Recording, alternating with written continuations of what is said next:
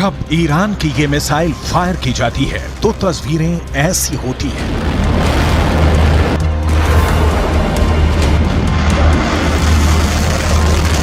जब ईरान की ये मिसाइल अपने टारगेट पर गिरती है तो धमाका ऐसा होता है।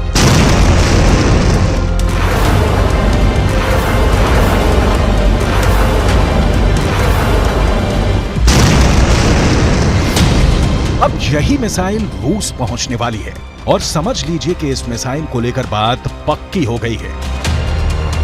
ये है ईरान की फतेह 110 मिसाइल। अमेरिका इसकी दहशत जानता है, इजराइल इसका खौफ समझता है और अब इसी मिसाइल के जरिए पुतिन यूक्रेन को डराना चाहते हैं।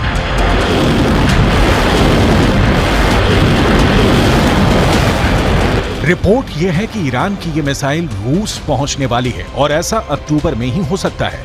फतेह 110 को टेस्ट हुए पूरी दुनिया ने बहुत देखा है। अब इसकी असली हमले वाली लॉन्चिंग भी दुनिया जल्दी देखेगी। ऐसा क्यों होगा, इसके बारे में वॉशिंगटन में मौजूद institute of study of war ने बहुत साफ साफ बात बता दी है।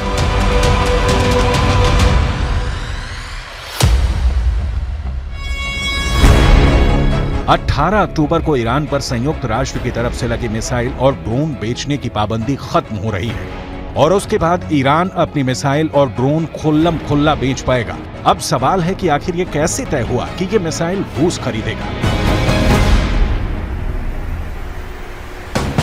तो जवाब है कि 19 सितंबर को रूस के रक्षा मंत्री सर्गेई शोइगु ने ईरान का दौरा किया था। ये दौरा बहुत सीक्रेट रखा गया। हालांकि जो तस्वीर सामने आई उसमें यह साफ हो गया कि सर्गेई शोइगु ईरान की मिसाइल देखने तेहरान आए।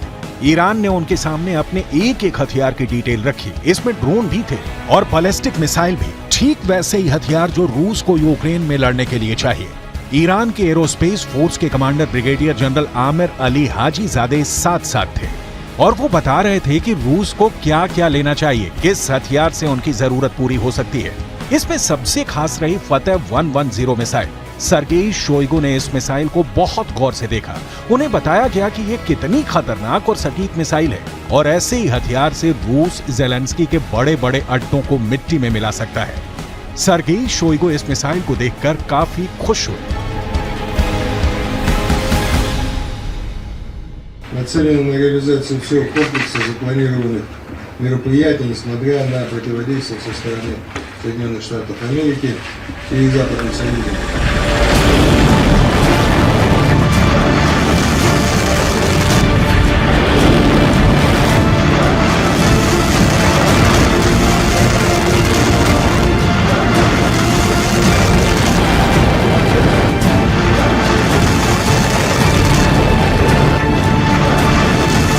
अब इससे ये बात साफ हो रही है कि 18 तारीख को जब ईरान की मिसाइल सेल पर पाबंदी हटेगी तो इसका सबसे बड़ा फायदा रूस को ही होगा और सबसे बड़ा नुकसान सिर्फ यूक्रेन को नहीं होगा, ये बात भी तय है।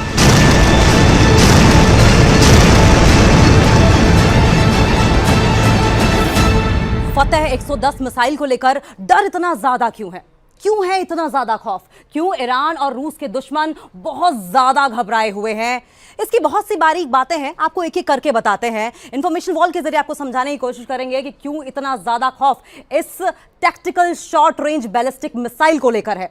ईरान की यह मिसाइल 300 किलोमीटर की रेंज तक हमला कर सकती है। इसकी रेंज 300 किलोमीटर है और 300 किलोमीटर की रेंज में जो भी इसके दायरे में आए उसे नेस्त नाबूद कर देगी, उसे तबाह कर देती है। यानी कि शॉर्ट रेंज मिसाइल जरूर है ये, शॉर्ट रेंज मिसाइल होने के नाते कम दूरी के टारगेट पर बहुत बड़ी तबाही मचा सकती है। 3500 किलो भारी इस मिसाइल में 500 किलोग्राम का वॉरहेड है। ये 3500 किलो की जो मिसाइल आप देख रहे हैं फतेह 110, 500 किलो का वॉरहेड ले जाने में सक्षम है ये। यानी कि जहां ये मिसाइल गिरती है वहां 500 किलो वाले बम का धमाका होता है जो सिर्फ और सिर्फ अपने साथ तबाही लेकर आता है।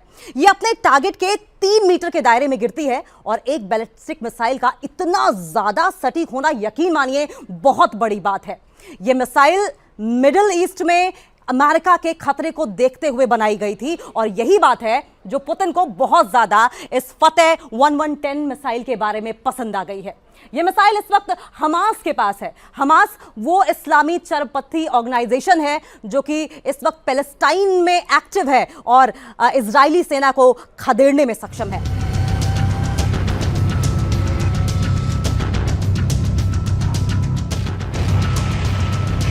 फतेह 110 वाकई बहुत खतरनाक मिसाइल है। इस मिसाइल के नए वर्जन फतेह 313 इससे पहले अपना प्रैक्टिकल दिखा चुकी है। इसी मिसाइल से ईरान ने इराक में मिलिट्री बेस पर हमला किया था।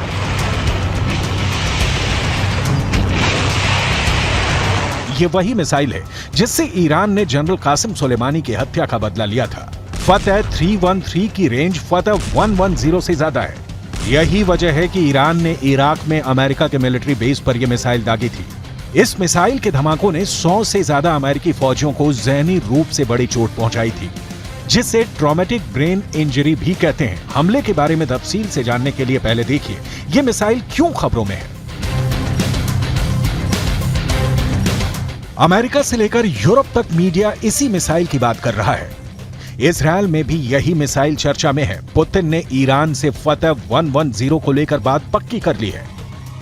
यूक्रेन की मीडिया और सरकारी सोर्स भी अब ईरान के इस मिसाइल को लेकर बहुत ज्यादा दहशत में है। ईरान की यह मिसाइल 2002 में तैयार की गई थी। इसका निर्माण 2002 में हुआ था और तब से इसके कई वर्जन बनाए जा चुके हैं। इसका एडवांस 1 वर्जन जो है वो ज्यादा इस्तेमाल किया जाता है। इसका आधुनिक और लंबी रेंज वाला वर्जन 313 है।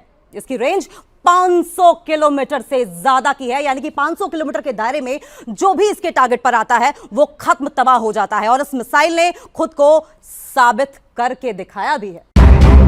यूक्रेन और इजरायल की इंटेलिजेंस रिपोर्ट दावा कर रही है कि रूस को फतेह 110 के साथ जुल्फिकार बैलिस्टिक मिसाइल भी मिल सकती है। इन दोनों की रेंज 300 किलोमीटर से ज्यादा है। जब से ये बात ईरान के दुश्मनों को पता चली है वो घबराए हुए हैं। जब से ये बात ज़ेलेंस्की को पता चली है वो बहुत दहशत में है। अब उनकी एक ही डिमांड है कि किसी भी तरह यूक्रेन की फौज को ऐसे एयर डिफेंस सिस्टम से लैस किया जाए जो ईरान से मिलने वाली ड्रोन और मिसाइल को काउंटर कर सके।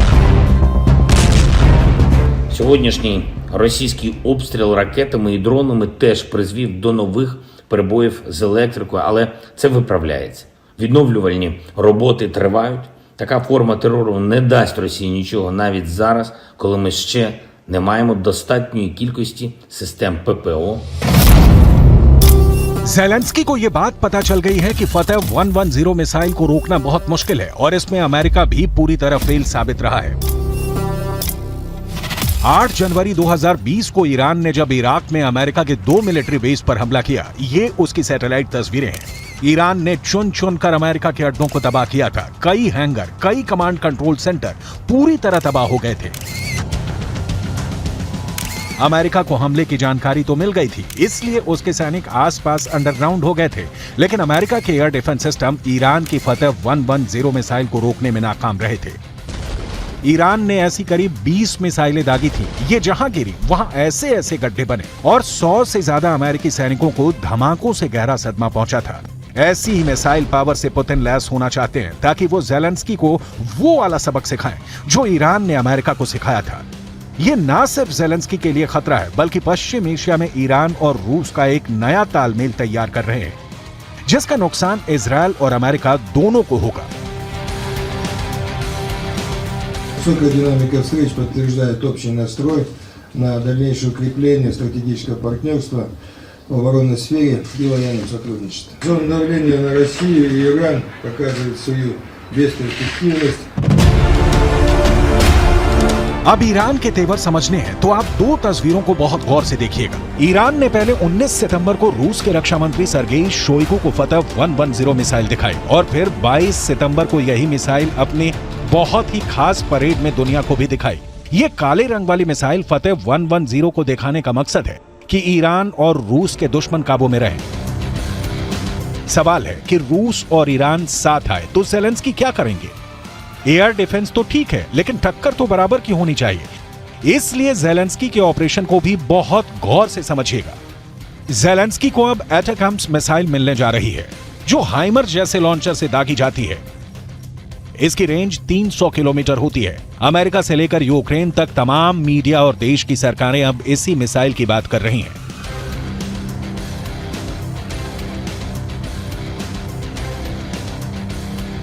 एटैकम्स मिसाइल पर अमेरिका ने अभी तक खामोशी बनाए रखी थी, लेकिन अब वो ये मिसाइल यूक्रेन को भेज रहा है। अगर ज़ेलेंस्की को ये मिसाइल मिली तो उनके हमले रूस के अंदर तक होंगे और ये युद्ध का दायरा बढ़ाने वाला बड़ा खतरा हो सकता है। अमेरिका को मालूम है कि ज़ेलेंस्की ईरान से सप्लाई किए गए शाहिद 136 के आगे लाचार हो चुके हैं, और अगर उन्हें फतेह 110 जैसी मिसाइल मिली तो रूस की फौज कैसे कीव को रौंदते हुए आगे बढ़ जाएगी।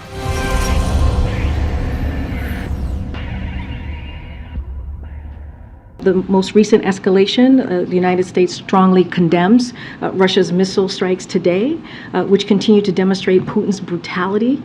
As you know, President Biden and the G7 leaders met with President Zelensky last week, and President Biden also spoke with President Zelensky one-on-one the day before that G7 conversation. We are in daily touch with the Ukrainians across the administration, from the National Security Advisor to the Department of Defense and the Department of State.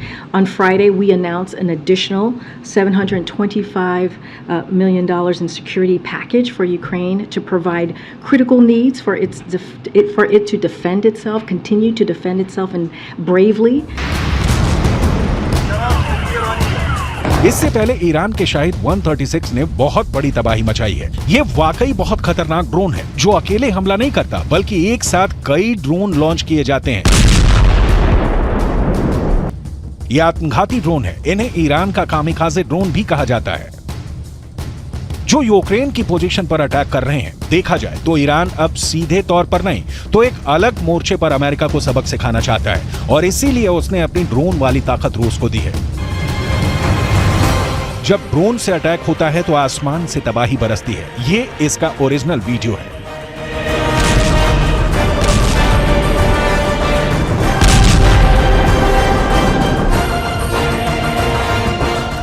Drone जब ऐसे गिरता है तो बचने का कोई तरीका नहीं रहता।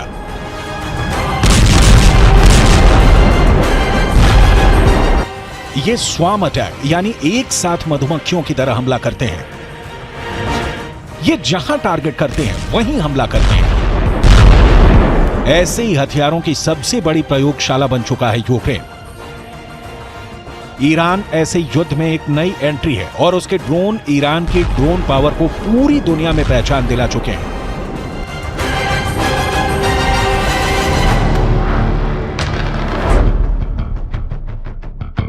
अब बारी फतेह 110 मिसाइल की है, जो पुतिन को गजब की पावर देगी। ईरान के हथियार मिलने से पुतिन को जबरदस्त फायदा हुआ है, जबकि ज़ेलेंस्की को अब बड़े नुकसान का खतरा समझ में आ गया है, क्योंकि अब ड्रोन के साथ रूस के पास ईरान की मिसाइल भी आने वाली है। पुतिन और ईरान की दोस्ती अक्टूबर के महीने में अमेरिका और नाटो को बहुत धक्का पहुंचा सकती है। ईरान से निकाली गई आग अब यूक्रेन में नए शोले भड़काने वाली है, और पुतिन इसके लिए पूरी तरह तैयार हो चुके हैं।